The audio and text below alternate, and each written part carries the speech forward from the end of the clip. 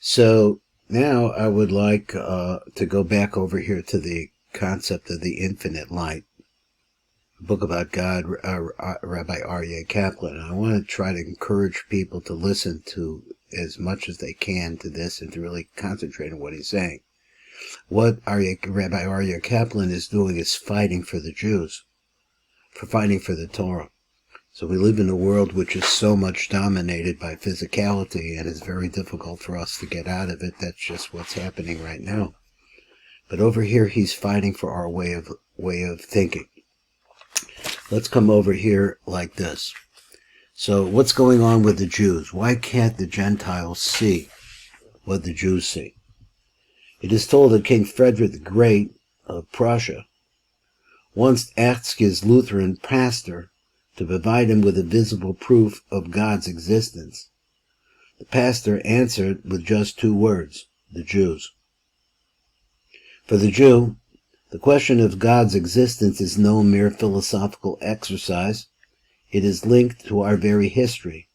We have seen the rise of the Babylonians, the Persians, the Phoenicians, the Hittites, the Philistines, the Greeks, and the Romans, all the great nations of the pagan era, and we have also witnessed their fall. All these great civilizations were born, reached maturity, and died. This is the pattern of history. All the great civilizations of antiquity have passed on. There is but one exception, and we are still reading and writing books. We have a long history of miraculous survival and continuous growth.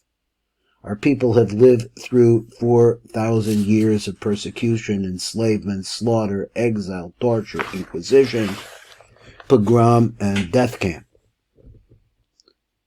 We were enslaved by the Egyptians, slaughtered by the Philistines, exiled by the Babylonians, dispersed by the Romans, and butchered and chased from land to land in Europe.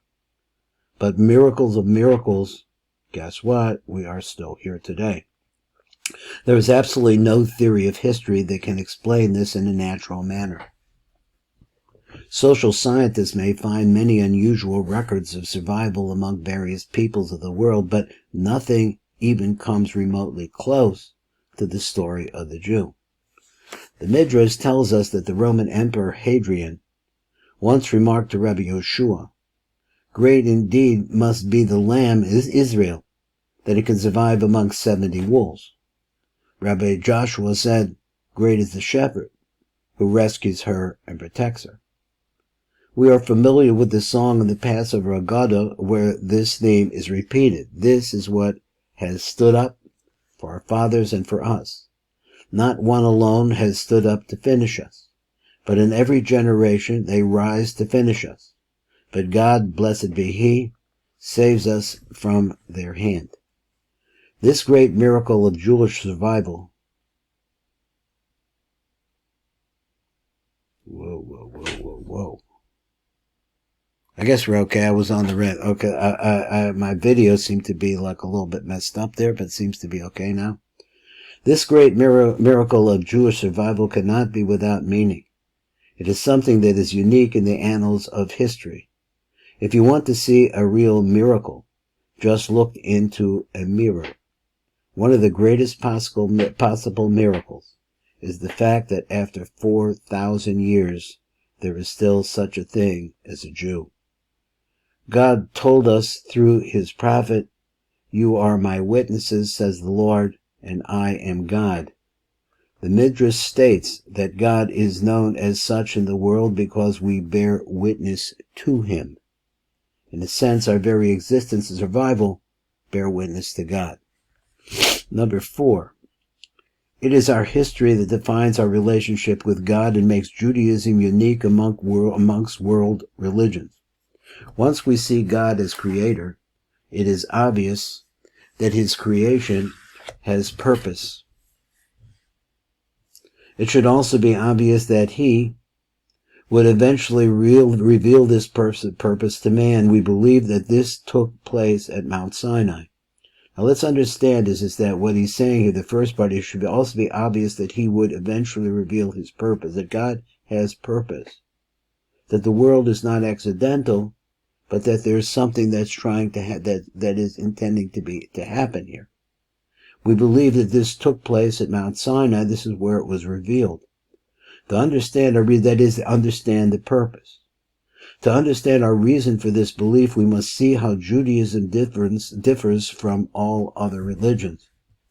Other religions begin with a single individual.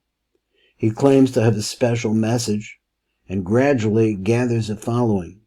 His followers spread the word and gather converts, and a new religion is born. Virtually every world religion follows this pattern. The one exception is Judaism. So let me read it again. Other religions begin with a single individual. So let's take Muhammad or Jesus. Then you have a Buddha.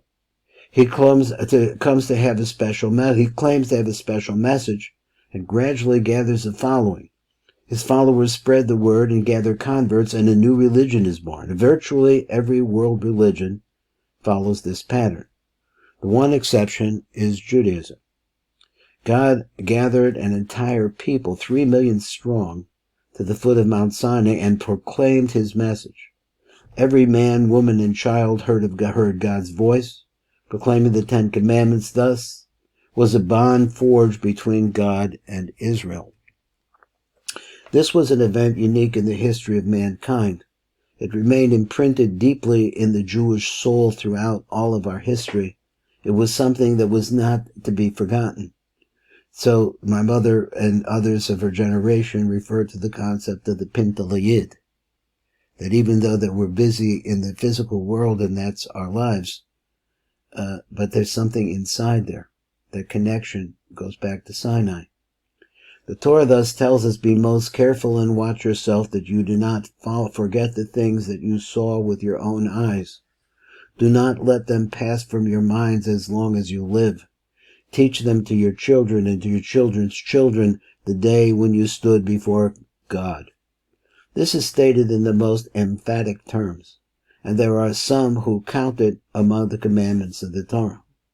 The revelation at Sinai came just 7 weeks after another unique event in Jewish history. This was the Exodus from Egypt. God revealed himself to an entire people and literally changed the course of both nature and history. Here too was an event unique in the history of mankind. The Torah itself speaks of this when it says, did God ever venture to take a nation to himself from another nation with a challenge, with signs and wonders as the Lord your God did in Egypt before your very eyes? You have had such sure proof that the Lord is God, there is no other. So that's a quote from Deuteronomy. There may be other religions in the world, but none had the powerful beginning of Judaism. It is the Exodus that makes us unique.